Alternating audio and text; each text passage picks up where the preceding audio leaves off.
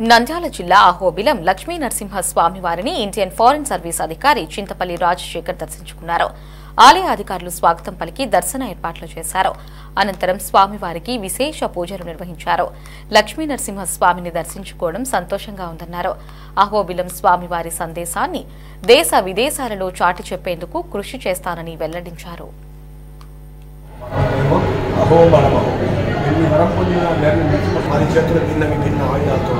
అక్కడ నరసింహస్వామి రెండే చేతులు హిరణ్యకశిపుడు 4 తలలు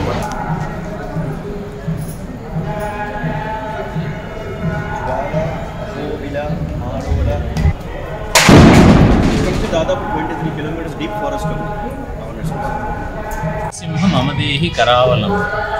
ఇక్కడ అహోబిలం అనే మహాక్షేత్రంలో బ్రహ్మోత్సవాల సమయంలో నాకు దర్శనం చేసుకునే భాగ్యం కలగడం అనేది చాలా పూర్వజన్మ సుకృతంగా భావిస్తున్నాను.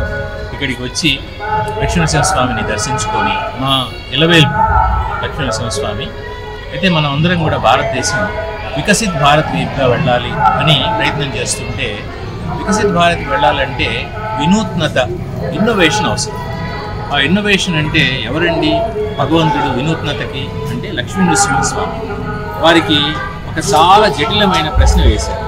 పగులు కాకుండా, రాత్రి కాకుండా, లోపలు కాకుండా, బయట కాకుండా, ఆయుధం కాకుండా, నరుడు కాకుండా, దేవుడు కాకుండా సంపాలి అనేసి. అప్పుడు అవన్నీ కూడా పూర్తి చేసుకుంటూ శంకులన్నీ కూడా వారు ప్రహ్లాదుడికి మోక్షం కలిగించి రక్షించారు. అట్లానే మనం కూడా విశ్వాసం ఉంచి మనం అందరం కలిసికట్టుగా వినూత్నతో కృషి చేస్తే మనం స్వర్ణ భారత్ చక్కటి బంగారు దేశాన్ని తయారు చేసుకోవచ్చు అనే సందేశం నాకు పడుతున్నది.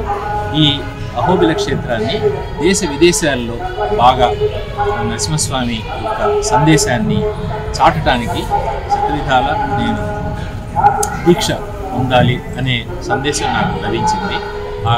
ఆ దిశగా నాకు చేతనైన సహాయం తప్పకుండా చేస్తాను. మన భారతీయులు భారతదేశం బయట 30 మిలియన్లు అంటే 3 కోట్ల మంది ఉన్నారు.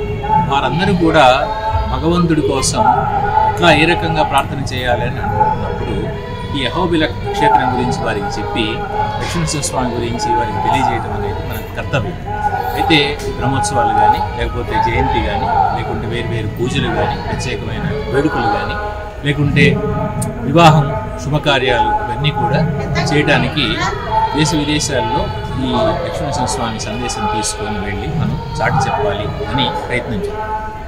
అంబాసిడర్ రాజశేఖర్ గారు ఆయన టైం తీసుకొని వచ్చారు.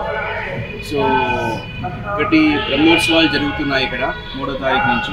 సో బ్రహ్మోత్సవాల సందర్భంగా డిఫరెంట్ అంటే వేరే సెక్టర్స్ నుంచి, వేరే డిపార్ట్మెంట్స్ నుంచి, ministry of union affairs, union ministries నుంచి, తర్వాత మినిస్ట్రీ ఆఫ్ ఎక్స్టర్నల్ అఫేర్స్ నుంచి కూడా వీళ్ళు వచ్చారు. సో రాజశేఖర్ గారికి మేము రిక్వెస్ట్ చేసింది ఏంటంటే, మన అహోబిలం యొక్క ఒక ఇన్ఫర్మేషన్ సెంటర్స్ అంటే ఆల్మోస్ట్ అన్ని అంటే మ్యాక్సిమం ఎక్కడైతే ఇండియన్స్ ఉన్నారో యూఎస్లో కానీ, యూకేలో కానీ, కెనడాలో కానీ, ఆస్ట్రేలియాలో కానీ, న్యూజిలాండ్లో కానీ, ఈవెన్ యునైటెడ్ అరబ్ ఎమిరేట్స్, దుబాయ్లో కానీ ఎక్కడైనా సరే ఎక్కడెక్కడ ఇండియన్స్ ఉన్నారో అన్ని చోట్ల ఒక లక్ష్మీ నరసింహస్వామి యొక్క అహోబిలం ఇన్ఫర్మేషన్ సెంటర్స్ ఒకటి ఏర్పాటు చేయాలని చెప్పి మేము కోరినాము.